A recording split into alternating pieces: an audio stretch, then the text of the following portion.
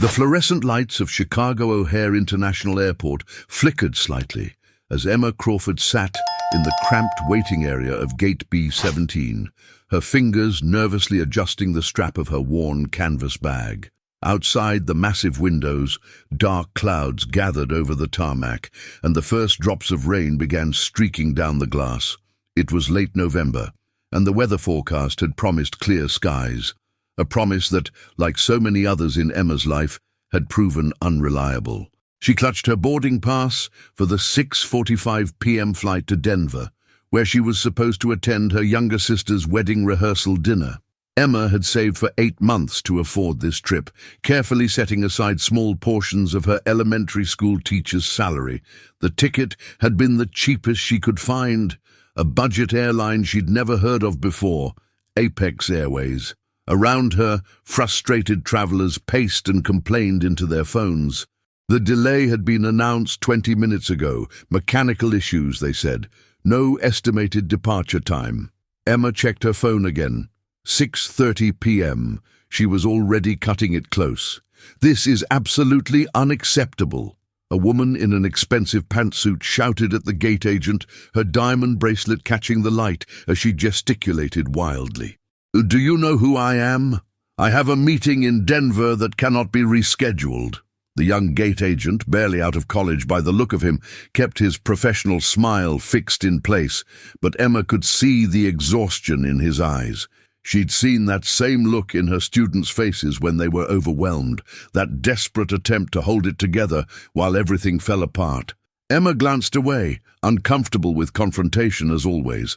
Her therapist had told her that her conflict avoidance stemmed from her childhood, from watching her parents' volatile marriage dissolve in a series of bitter arguments. "You learned to make yourself small," Dr. Richardson had said, "to disappear when things got loud." And things were getting loud now. The gate agent's voice cracked slightly as he tried to explain the situation again. "Ma'am, I understand your frustration, but I don't have any additional information." "Then get me someone who does," the woman interrupted. Emma noticed a man standing about 15 feet away near the window.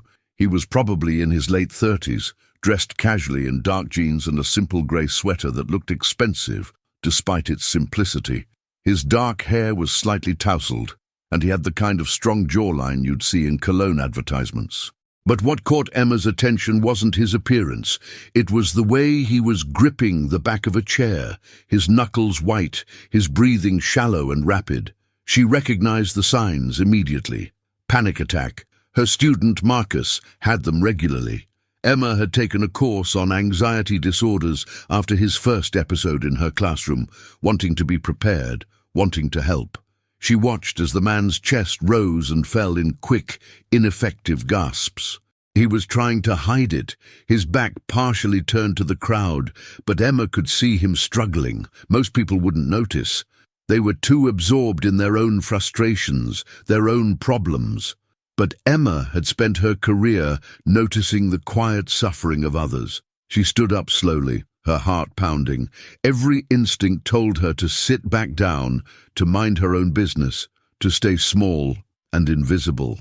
But something stronger pushed her forward, the same instinct that had led her into teaching, the deep-seated need to help when someone was hurting. "Excuse me," she said softly as she approached him. "Are you okay?" He turned toward her, and she saw genuine fear in his blue-grey eyes. I'm fine," he managed, but his voice was strained. "You're having a panic attack," Emma said gently. "It's okay. I've helped people through these before. Can I help?" He looked at her for a long moment, vulnerability and relief warring on his face. Finally, he nodded. "Okay," Emma said, keeping her voice calm and steady. "First, we need to slow your breathing. You're hyperventilating, which is making it worse. Can you try to breathe with me?" She demonstrated, taking a slow breath in through her nose, holding it for 4 seconds, then releasing it slowly through her mouth. 4 in, hold 4, 4 out. "Can you try?" He attempted to mirror her, his first few tries shaky and uneven. "That's good," Emma encouraged. "You're doing great. Let's try again. 4 in." She breathed with him, maintaining eye contact, her voice a steady anchor in his storm. Hold, and 4 out. Perfect. Around them the chaos of the delayed flight continued. Announcements, complaints, the rumble of thunder outside. But Emma kept her focus on him, kept counting, kept breathing. Slowly, gradually, his respirations began to even out. The white-knuckled grip on the chair relaxed. After several minutes, color returned to his face. "Thank you," he said, his voice steadier now. That doesn't usually happen to me." "Flying anxiety?" Emma asked. He hesitated, then nodded. "Something like that. It's been worse lately. My therapist says it's related to control issues, but—" He offered a weak smile. That was humiliating. "It wasn't," Emma assured him. "Panic attacks are a medical condition. You wouldn't be embarrassed about having asthma or diabetes." He looked at her with something like wonder. "You're very kind. Thank you, really. I'm James, by the way." "Emma," she replied, offering a small smile. "Emma Crawford." Neither of them could have known that this simple introduction would change both their lives forever. The storm outside intensified, rain now hammering against the airport windows in sheets. Lightning flashed across the darkening sky, briefly illuminating the dozens of grounded planes scattered across the tarmac like enormous, helpless birds. James had insisted on buying Emma a coffee from the overpriced airport cafe as thanks, and she'd reluctantly agreed, uncomfortable with the attention but not wanting to seem rude. They sat at a small table near the gate, paper cups warming their hands. The coffee was mediocre at best, but Emma sipped it gratefully. The adrenaline from the panic attack intervention was wearing off, leaving her drained and acutely aware of the time slipping away. "So, teacher?" James asked, nodding toward the tote bag at her feet. The words "Mrs. Crawford's class" were printed on it in cheerful letters, surrounded by small hand-drawn stars, a gift from her students last year. Emma nodded. "3rd grade, Lincoln Elementary in Springfield, Illinois. I teach reading and language arts." "That must be rewarding," James said, and something in his tone suggested he actually meant it, that this wasn't just polite conversation. "It is," Emma said softly. "The kids, they're everything. Even on the hardest days, they remind me why I do it." She paused, then added, "What about you? What do you do?" James seemed to consider his answer carefully. "I work in transportation logistics. It's complicated and honestly pretty boring." He changed the subject smoothly. "Where are you headed, besides the obvious Denver?" "My sister's wedding," Emma explained. "She's getting married on Saturday, and the rehearsal dinner is tonight at 8. I'm supposed to give a speech tomorrow, and I haven't even finished writing it because I kept revising." She caught herself rambling and stopped, embarrassed. "Sorry. I tend to over-explain when I'm nervous." "Don't apologize," James said warmly, "and for what it's worth, I'm sure your speech will be great. You seem like someone who cares deeply about the people in her life." Emma felt her cheeks warm. She wasn't used to compliments, especially not from handsome strangers in airports. "Are you traveling for work or—" "Work, unfortunately," James said, his expression growing more serious. "Though after today, I'm questioning some of my business decisions." Before Emma could ask what he meant, the gate agent's voice crackled over the loudspeaker. "Ladies and gentlemen, we have an update on Flight 2847 to Denver. Due to the severe weather conditions and the mechanical issues we've been experiencing, this flight has been cancelled. Apex Airways will be rebooking passengers on alternative flights as soon as possible. Please form a line at the desk for assistance." The announcement was met with an eruption of angry voices. The woman in the pantsuit was already shoving her way to the front of the rapidly forming line, her phone pressed to her ear as she loudly threatened legal action. Emma's heart sank. Cancelled. She pulled out her phone and quickly calculated the timing. Even if they rebooked her on the first available flight tomorrow morning, she'd miss the rehearsal dinner entirely. Her sister would be devastated. Emma had already missed so much. The engagement party, because she couldn't afford the last-minute flight, several wedding planning sessions because of her teaching schedule. "Hey," James said gently, noticing her distress. "It'll work out. They'll get you on another flight." Emma shook her head, tears threatening. You don't understand. My sister, she's the only family I have left. Our parents died 3 years ago, car accident, and we only have each other now. She was so excited that I was coming, and I promised I'd be there for every part of this weekend. She wiped her eyes quickly, embarrassed by the emotional display. God, I'm sorry. You don't need to hear all this. James reached across the table, his hand hovering near hers, but not quite touching, respecting her space. Emma, don't apologize. That's incredibly difficult, and you have every right to be upset. Something in his voice, genuine compassion without pity, made Emma look up. His eyes held understanding, and maybe something else. Loss, perhaps, like he knew what it meant to have family be everything. My parents died when I was 23, James said quietly. Small plane crash. I was supposed to be on that flight with them, but I'd stayed behind for a business meeting, so I understand, maybe more than you know, how precious that time with your sister is. I'm so sorry, Emma whispered. They sat in shared silence for a moment, an unexpected connection forming between two strangers bonded by grief and grounded flights. James suddenly straightened, as if making a decision. Wait here, he said, standing abruptly. Just don't get in that line yet. Give me 5 minutes. What? Why? Emma asked, confused. Trust me, he said, already moving toward the gate desk, but not toward the angry crowd. Instead, he pulled out his phone and walked to a quieter corner of the gate area. Emma watched, bewildered, as he made what appeared to be an intense phone call. He was too far away for her to hear, but she could see his body language. Confident, authoritative, completely different from the panicked man she'd helped 20 minutes earlier. He gestured emphatically as he spoke, occasionally glancing back at her. After exactly 4 minutes, he returned, a small smile playing at his lips. Okay, he said, I might have a solution for both of us. But it requires you to trust a complete stranger, and I'll understand if that's asking too much. Emma tilted her head, studying him. Every cautious bone in her body screamed that this was exactly the kind of situation she should avoid. But something about James, his kindness, his own vulnerability, the way he'd shared his pain so openly, made her feel safe. What kind of solution? She asked carefully. There's a private charter leaving in 40 minutes from the executive terminal, James explained, speaking quickly but clearly. It's heading to Denver. There are empty seats. I can get us both on it, if you're comfortable with that. Emma stared at him, processing the words that seemed to make no sense. A private charter? James, I can't afford. I used my savings just to buy this ticket. There's no way I can. No cost, James interrupted gently. The flight is already paid for, already happening. The seats would be empty otherwise.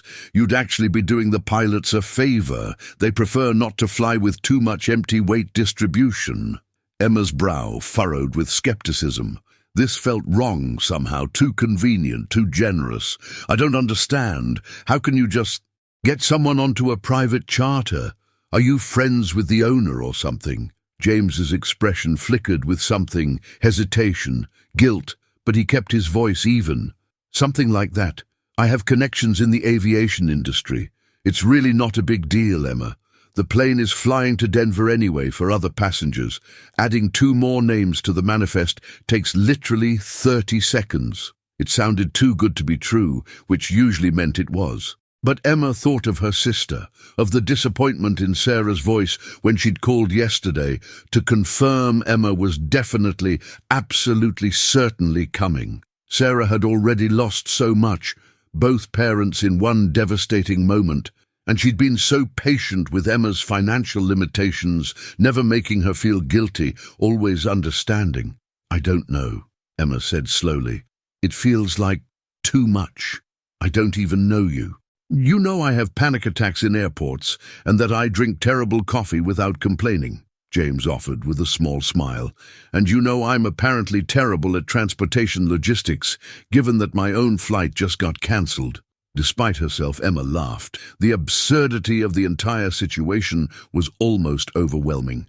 Look, James continued, his tone becoming more serious. I get it. Strange man, private plane, It sounds like the beginning of a true crime podcast. But I promise you, this is completely legitimate. There will be other passengers, professional crew, and you can text your sister all the flight information before we even leave.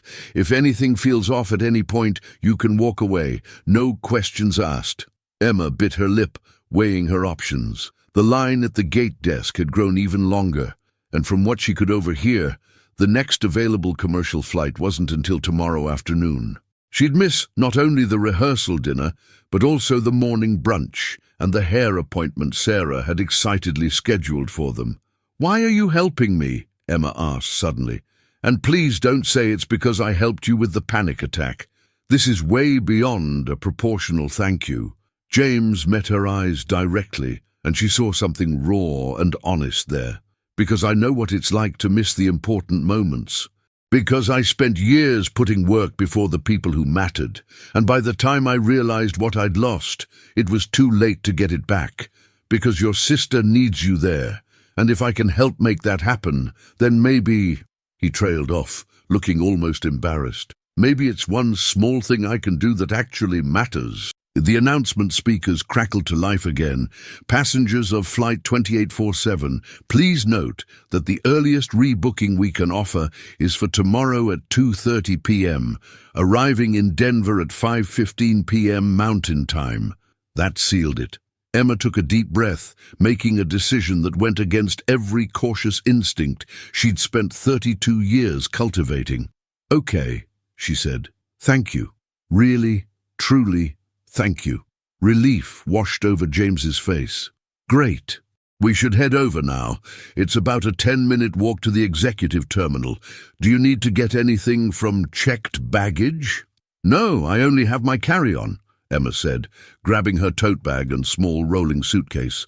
"I'm an expert at efficient packing. Teacher salary life hack."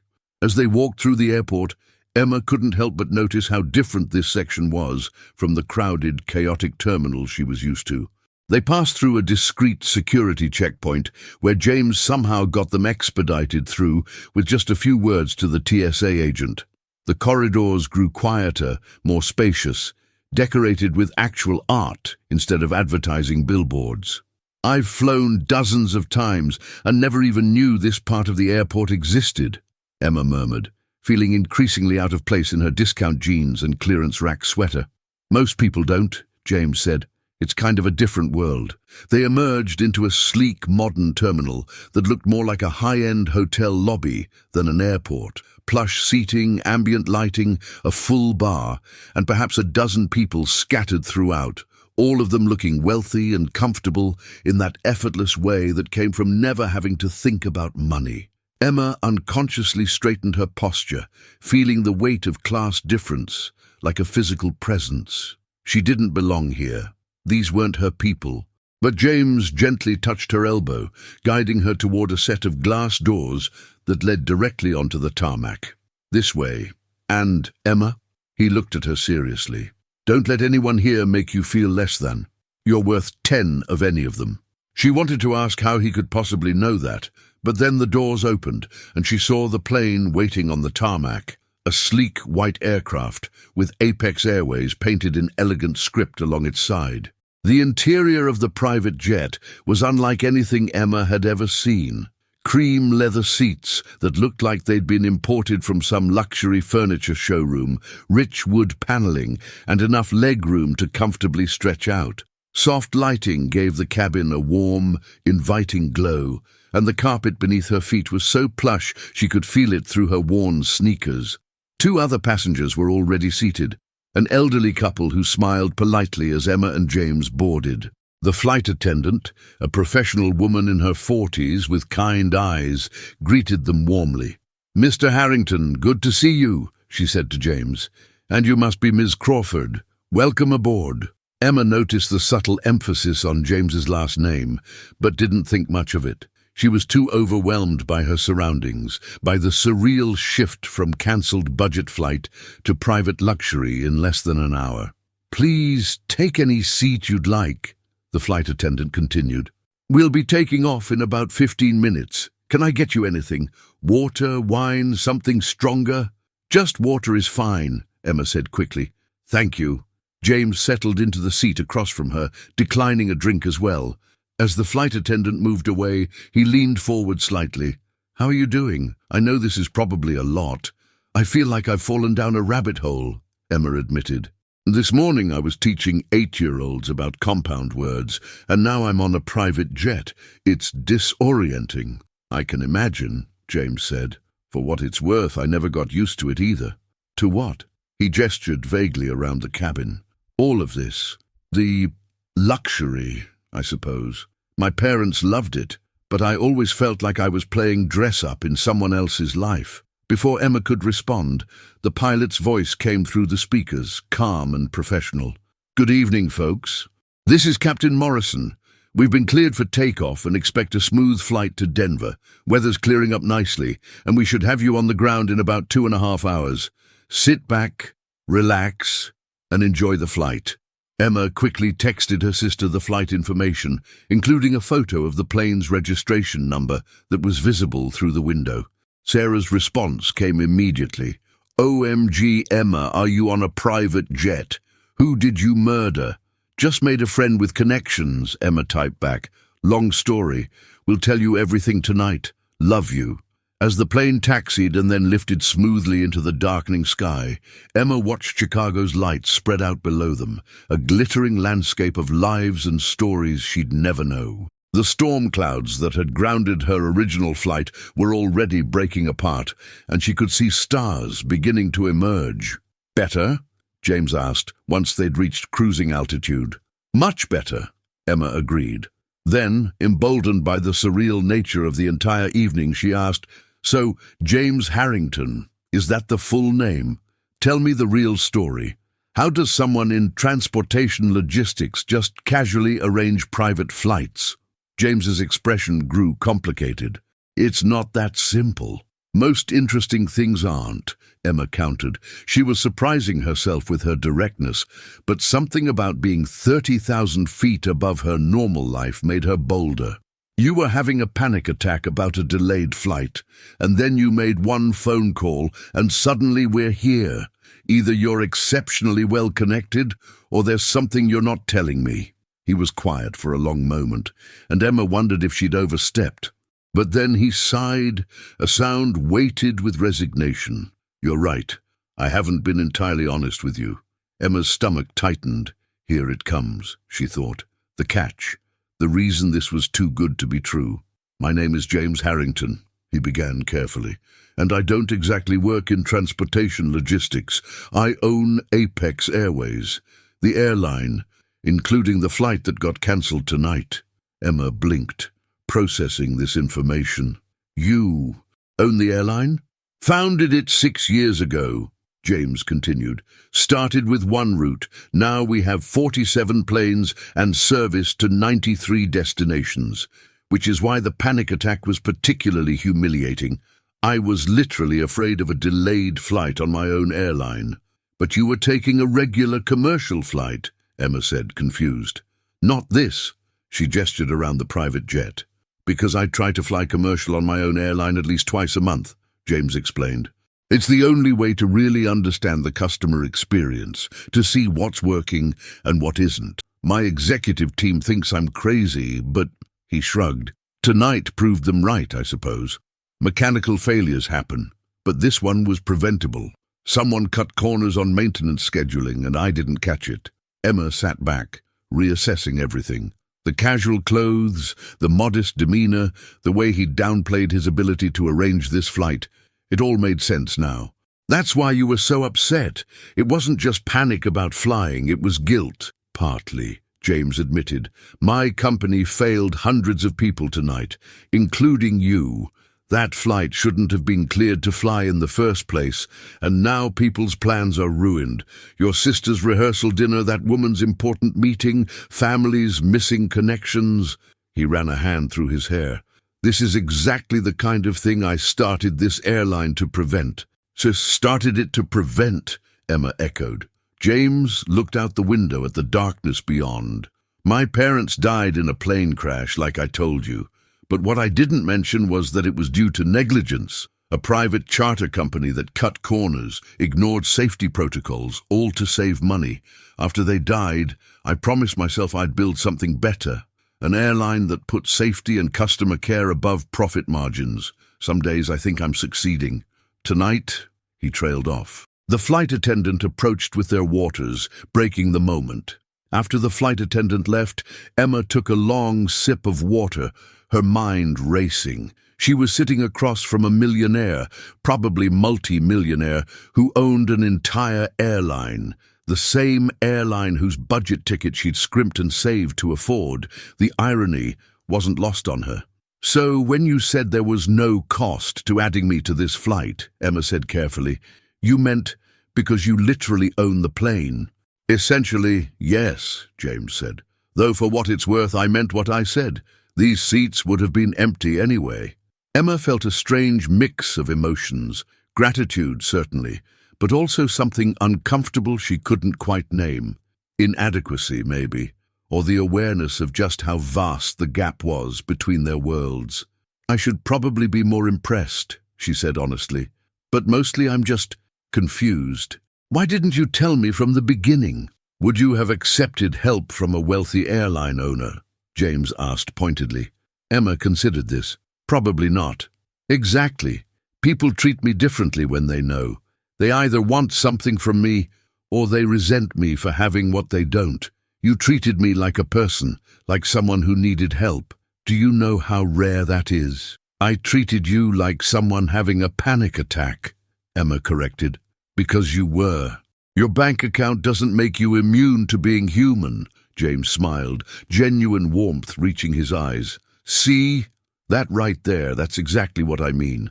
The flight attendant returned with a tray of artfully arranged appetizers. Bruschetta, stuffed mushrooms, some kind of pâté that probably cost more than Emma's weekly grocery budget. "Mr. Harrington, chef prepared your usual. And Ms. Crawford, please let me know if you have any dietary restrictions." "Just whatever is fine," Emma said, feeling increasingly out of her depth. "Thank you." As they ate, Emma couldn't help but notice the differences between them. James handled the fancy food with practiced ease, knowing instinctively which utensil to use, how to navigate the complicated small plates. Emma, meanwhile, felt clumsy and obvious in her working-class origins, careful not to drop anything on the pristine leather seats. "You're overthinking it," James said gently, reading her discomfort. "It's just food on a plate. Nothing more mystical than that." "It's not just food, though, is it?" Emma said, surprising herself with her candor. "It's a whole world I don't belong to. I'm an elementary school teacher who buys her clothes at Target and splits a Netflix account with her sister. You own an airline. We're from completely different planets." "Are we, though?" James leaned forward. "You lost your parents. I lost mine. You're traveling to be with family for a wedding. I'm traveling for work I'm not even sure matters anymore. You helped a stranger having a panic attack without hesitation. He paused. "I can't remember the last time I did something that wasn't calculated for business benefit. If anything, you're living a more authentic life than I am." "That's a nice speech," Emma said, not unkindly. "But you can afford to romanticize struggle because you have the luxury of choice. I don't get to philosophize about authenticity. I have to worry about whether I can afford both rent and groceries next month." James flinched slightly, and Emma immediately regretted her sharpness. "I'm sorry, that was harsh." "No, it was honest," James said quietly. "And you're right. I have no idea what it's like to worry about money. I've never had to." He was quiet for a moment, then added, "My parents were wealthy. Old money from steel manufacturing. I grew up with every advantage imaginable. The best schools, the best connections, the best everything.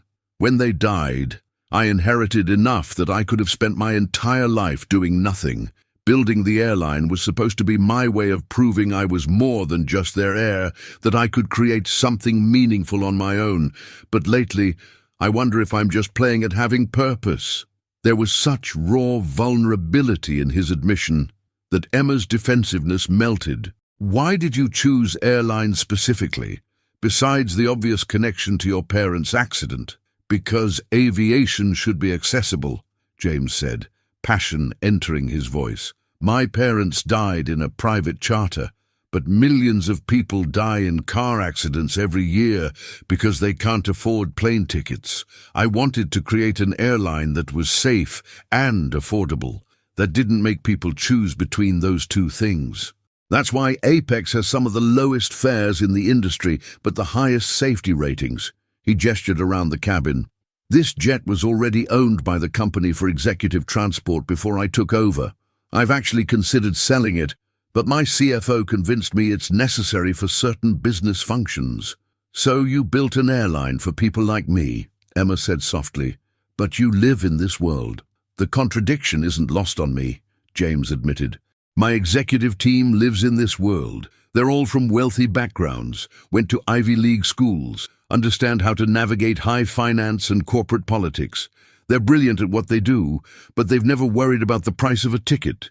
Sometimes I think I need more people who understand what it's like to count every dollar, who know what it means when a flight gets cancelled and there's no backup plan. Outside the window, the lights of a city passed far below. Probably Omaha, Emma guessed, based on the flight time. She watched them sparkle in the darkness, each light representing a life, a story, a person navigating their own complicated reality. For what it's worth, Emma said finally, what you did tonight, getting me here, it matters. Not because of the luxury or the convenience, but because I'll be there for my sister. That's real, that's meaningful. The landing in Denver was as smooth as the flight itself, the private jet touching down on a separate runway reserved for executive aircraft. Through the window, Emma could see the main terminal in the distance, its massive structure glowing against the night sky, but they were taxiing toward a much smaller building, another exclusive terminal she'd never known existed. Welcome to Denver, the pilot announced. Local time is 8:47 p.m. Temperature is a crisp 38 degrees. Mr. Harrington, Miss Crawford, your ground transportation is ready when you are. Emma checked her phone as they rolled to a stop. 3 missed calls from Sarah and a flurry of texts. Em, where are you?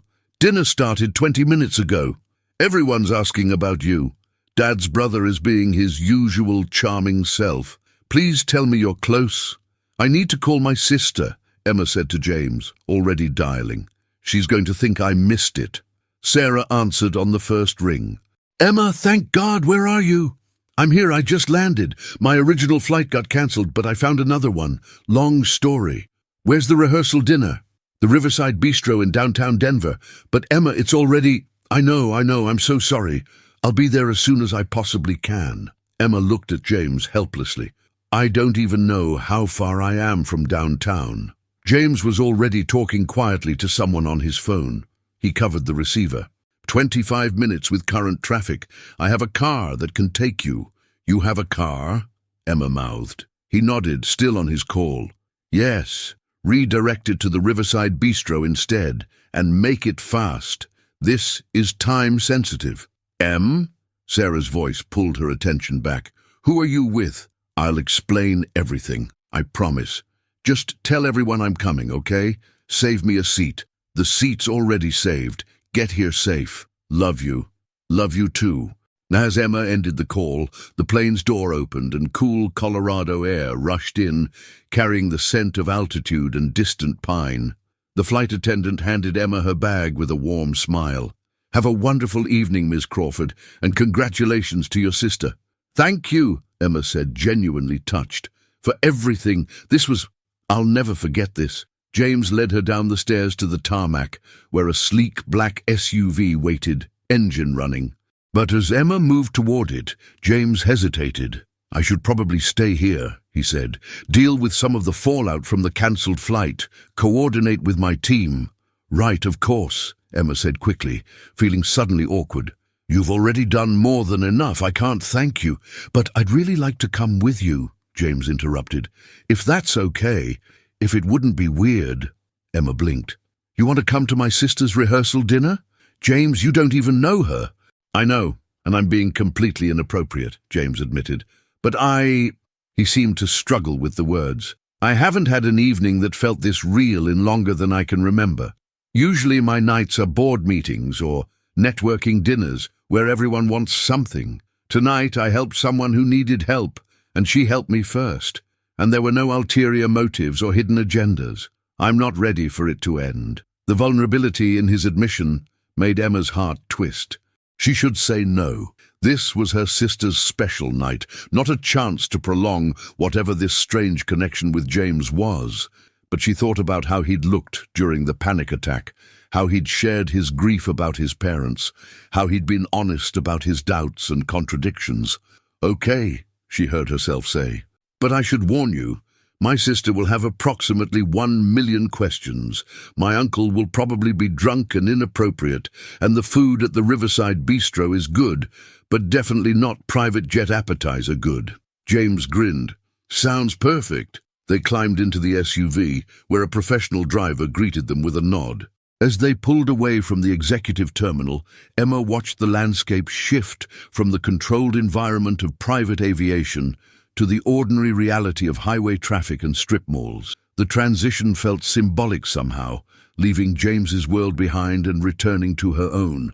"I should probably mention," Emma said as they merged onto the highway, "that my sister is going to make assumptions about us, about why I'm bringing she gestured at him, a mystery man to her rehearsal dinner."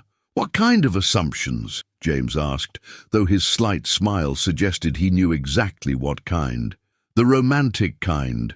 Sarah's a hopeless romantic. She's been trying to set me up with every single man she knows for the past year. She thinks I'm too isolated, too focused on work, too shy," James offered. Emma shot him a look. "I prefer selectively social." That's a very diplomatic way to describe panic attack intervention," James teased, and Emma found herself laughing. The Denver skyline grew larger through the windshield, skyscrapers reflecting the last purple traces of sunset. Emma's phone buzzed with another text from Sarah. "10 minutes? Please tell me 10 minutes." "Almost there," Emma replied, then looked at James. "Last chance to back out. Once we walk in there, you're committed to at least an hour of wedding small talk and my family's particular brand of chaos." James met her eyes, his expression serious despite the lightness of the moment. "I can't think of anywhere I'd rather be." And the strange thing was, Emma believed him. The Riverside Bistro was exactly the kind of restaurant Emma had expected. Charming and upscale, but not intimidatingly so, with exposed brick walls, soft Edison bulb lighting, and large windows overlooking the South Platte River. The private dining room Sarah had reserved was at the back, and Emma could hear laughter and conversation even from the entrance. "Ready?" James asked, his hand hovering near the small of her back, but not quite touching, respectful of her space even now. "Absolutely not," Emma admitted, "but let's do it anyway." They walked into controlled chaos. About 30 people filled the room, gathered around tables arranged in a U-shape. Emma immediately spotted Sarah at the head table, radiant in a simple cream dress, her dark hair styled in elegant waves. Next to her sat David, her fiancé, a kind-faced man who taught high school history and had won Emma's approval the first time they met by knowing all the state capitals. Sarah saw Emma and leaped to her feet. "Emma!" She practically ran across the room, pulling her sister into a fierce hug. "Oh my God, I can't believe you made it. I was starting to think—" She stopped mid-sentence, noticing James. "Hi, hello. Who's this?" "Sarah, this is James Harrington. James, my sister Sarah and her fiancé David." Emma made the introductions quickly, very aware of the curious eyes turning their direction. "James helped me get here after my flight got cancelled. It's a long story. A very long story, apparently," Sarah said, her eyes dancing with barely suppressed curiosity. She'd already assessed James with the thoroughness of a protective younger sister, taking in his expensive but understated clothes, his confident posture, the way he looked at Emma. "Well, James Harrington, any friend of Emma's is welcome here. Please sit, eat. There's plenty of food." Emma's Uncle Frank, already flushed from wine, called out from across the room. "Emmy, about time. We were starting to think you'd chickened out of the speech." His laugh was too loud, too jovial, and Emma saw James register the dynamic immediately. They found seats at one of the side tables, and within minutes, plates of food appeared. Grilled salmon, roasted vegetables, artisanal bread. It was delicious, carefully prepared, but Emma noticed James examining everything with what looked like a professional eye. "What?" she whispered. "Not up to your usual standards?" "Actually, this is excellent," James said sincerely. "I was just thinking about how food tastes different when it's tied to an occasion that matters. That's something you can't replicate in all the five-star restaurants in the world." Before Emma could respond, Sarah materialized at their table, pulling up a chair with the determination of someone who would not be denied information. David trailed behind her, apologetic but amused. "Okay, spill," Sarah demanded. "How does a cancelled flight lead to you showing up with—" She gestured at James. "Him?" Emma launched into an abbreviated version of the story, carefully editing out the parts about James owning the airline. "He was on the same cancelled flight and had connections to get us both on a charter. Right place, right time. Really lucky." "Just connections?" Sarah pressed, her skepticism obvious. "Come on, Em. Nobody just has connections that score them private jets unless they're—" Her eyes widened. "Oh my God. Are you famous? Is he famous? Am I supposed to know who you are?" James laughed, a genuine sound that made several people at nearby tables turn. "Not famous, just someone who works in aviation and happened to be able to help." But David, who'd been quiet until now, was looking at James with recognition dawning on his face. "Wait, Harrington. James Harrington. You're the Apex Airways guy, aren't you? I read an article about you in Forbes last month, the youngest airline CEO in the country." The table went silent. Sarah's jaw actually dropped. Emma closed her eyes, knowing what was coming. "You own an airline?" Sarah said slowly. "Emma flew here on a private jet because you own an airline?" "To be fair, she saved my life first," James said, trying to deflect. "I was having a medical issue and she helped me." "The flight was just returning the favor." "A medical issue," Emma corrected, jumping to his defense without thinking. "A panic attack, which is a legitimate medical condition and nothing to be embarrassed about." The protective edge in her voice made Sarah's eyebrows rise even higher. "Oh, this is even better than I thought," she murmured, then stood up. "Okay, everyone." She clinked her glass with a fork, commanding the room's attention with the ease of a bride-to-be. "I have an announcement. My sister Emma made it here tonight against all odds, thanks to the kindness of her new friend James, so please join me in welcoming them both." Applause rippled through the room, but Emma saw the calculating looks, heard the whispered conversations starting. She felt exposed, like she'd been caught in a lie, even though she hadn't technically lied about anything. "I'm sorry," James said quietly. "I didn't mean to complicate your sister's night." "You didn't," Emma assured him, though she wasn't entirely sure that was true. "It's just, this is my world, you know. These are my people. Teachers, nurses, accountants, social workers. None of us are used to—" She gestured at him helplessly. "People who own airlines crashing wedding dinners," James suggested wryly. "Exactly that," Emma confirmed. Then, because she could see genuine concern in his eyes, she added, "But I'm glad you're here anyway." Uncle Frank chose that moment to launch into an embarrassing story about Emma's childhood, and the attention mercifully shifted away from them. Under the table, Emma felt James's hand brush against hers, a brief, tentative contact that sent unexpected warmth through her. Maybe, she thought, some complications were worth it. The dinner progressed with the comfortable chaos of family gatherings, overlapping conversations, shared stories, gentle teasing that bordered on roasting. Emma gave her speech about Sarah, managing to get through it without crying until the very end, when she talked about how their parents would have loved David and how grateful she was that Sarah had found someone who truly saw her. Throughout it all, James fit in more naturally than Emma had expected. He asked David about teaching, commiserated with Sarah's maid of honor about wedding planning stress, and even managed to deflect Uncle Frank's increasingly inappropriate questions about wealth and business with practiced diplomatic ease.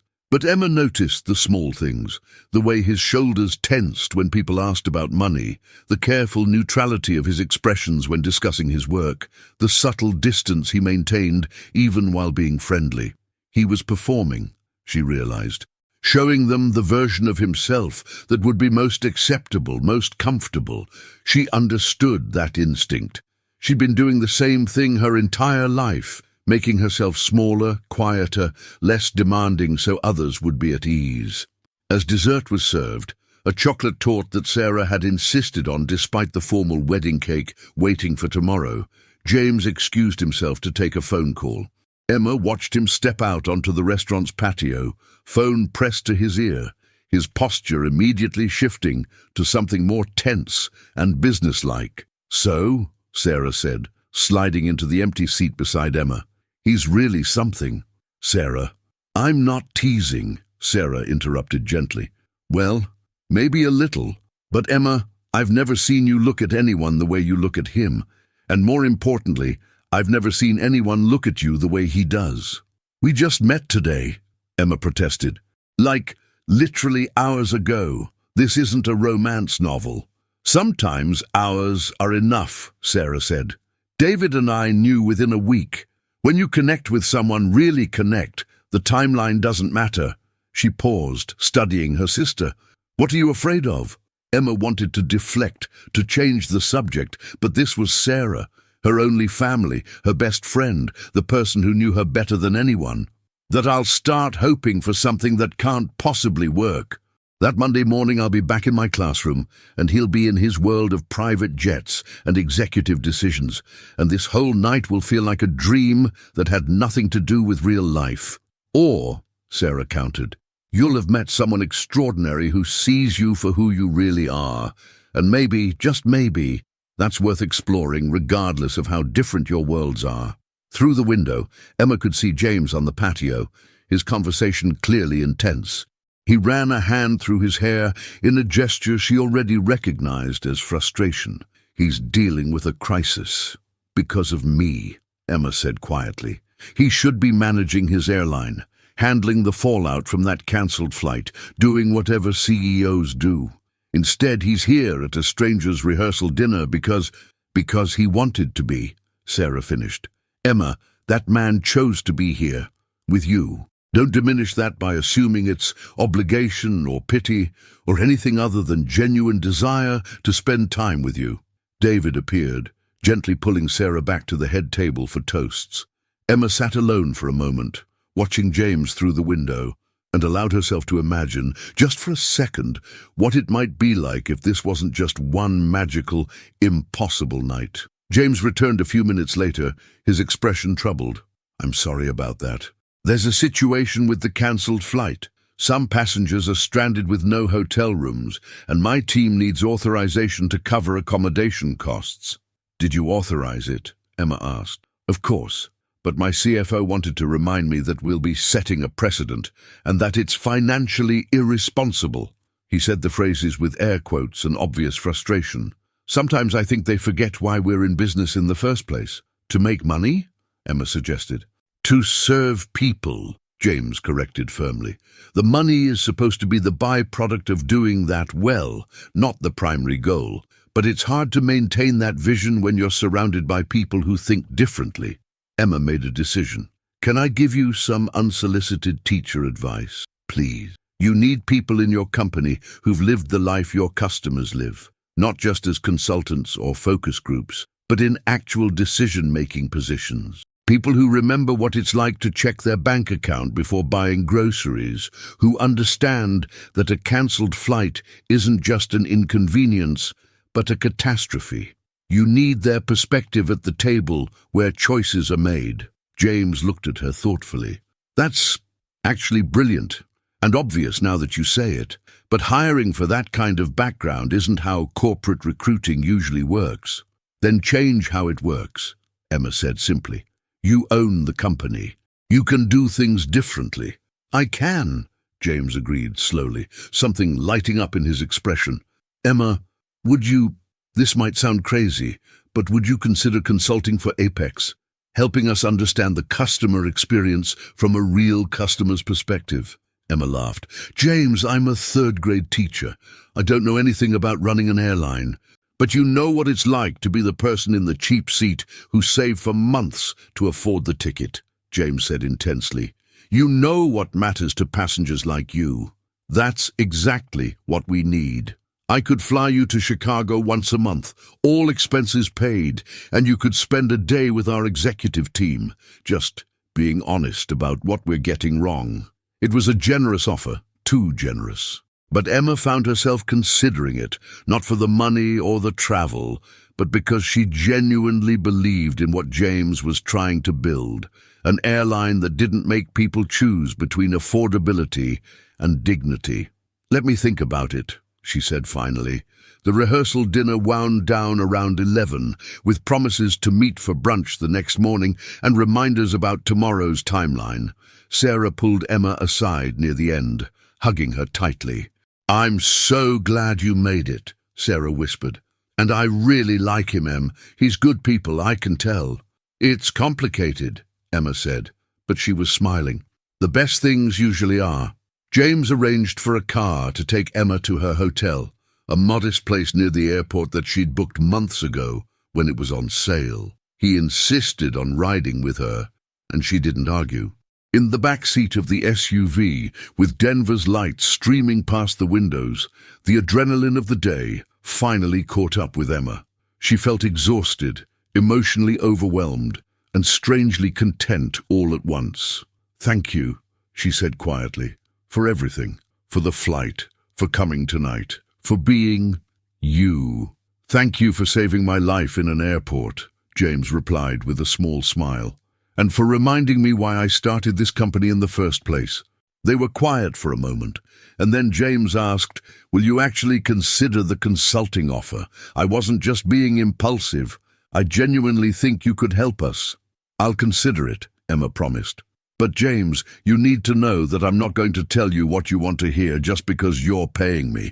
If I think you're making a mistake, I'll say so. That's exactly why I want to hire you, James said. My current consultants are all afraid of contradicting me. They tell me I'm brilliant even when I'm proposing something idiotic. I need someone who'll be honest. Then you definitely want a teacher, Emma said. We're professionally trained in radical honesty. Last week I had to tell a kid his dinosaur drawing looked more like a potato with legs. James laughed, the sound warm and genuine. How did he take it? He was devastated for about 30 seconds, then asked if he could draw a potato with legs instead, which he did, and it was actually pretty good. The car pulled up to Emma's hotel, a chain place that was clean but unremarkable, its exterior identical to thousands of others across the country. Emma saw James take it in without judgment, but she still felt the contrast between this and the world he inhabited. This is me, she said, gathering her bag. Thanks again for the ride. And for everything. Emma, wait. James caught her hand gently. Can I see you tomorrow, after the wedding? I know you'll be busy during the day, but maybe dinner? Emma's heart did a complicated flip. You're staying in Denver. I can, James said. My calendar is flexible. Because you make the calendar, Emma pointed out. Exactly, he smiled. So, dinner, somewhere that's not a private jet or a rehearsal dinner, just two people getting to know each other without crisis or obligation. Emma knew she should be cautious, should protect herself from the inevitable hurt when this fairy tale dissolved back into reality. But Sarah's words echoed in her mind. Sometimes hours are enough. Okay, she said, dinner. But I'm picking the place, and it's going to be aggressively normal. No tasting menus or wine pairings. Aggressively normal sounds perfect, James agreed. He walked her to the hotel entrance, hands in his pockets, looking younger and more uncertain than he had all evening. At the door, he hesitated, then leaned in and kissed her cheek, gentle, brief, respectful. Get some rest, he said softly. Big day tomorrow. Emma watched him walk back to the car, and she allowed herself to hope, just a little, that this wasn't ending, but beginning. The next day unfolded in a beautiful blur. The wedding was small and perfect, Sarah glowing in her grandmother's vintage lace dress, David teary-eyed as she walked down the aisle, Uncle Frank managing to stay sober enough for his toast.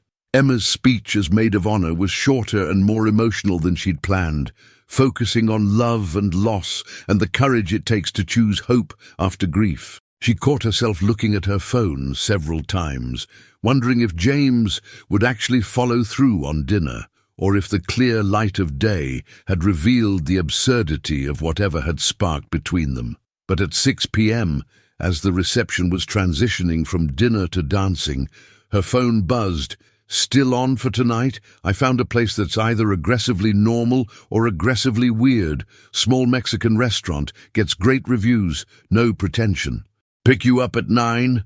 Emma smiled, excused herself from the table, and stepped outside to call him. He answered on the first ring. "Hi," she said. "Hi," he replied, and she could hear the smile in his voice. 9 is perfect. Fair warning, though. I'm going to be exhausted, possibly emotional from wedding sentiment, and definitely wearing comfortable shoes." "I'll match the comfortable shoes," James promised. "And Emma, I'm really looking forward to this, to just talking, getting to know you without anyone else around." "Me too," Emma admitted. As she hung up and returned to the reception, she realized something had shifted. Yesterday, James had been a stranger who'd become a rescuer.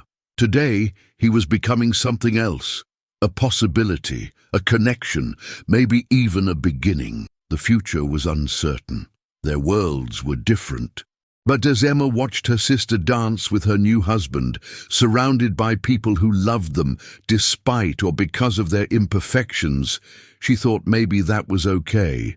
Maybe different worlds could share the same sky, and maybe sometimes a shy teacher and an airline owner could meet in the middle and discover something neither of them expected, a chance at something real. If you've made it this far, don't forget to give this video a like and subscribe to the channel so you won't miss our next stories.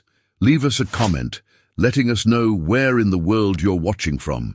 Your support inspires us to keep creating content like this. Thank you for being here with us.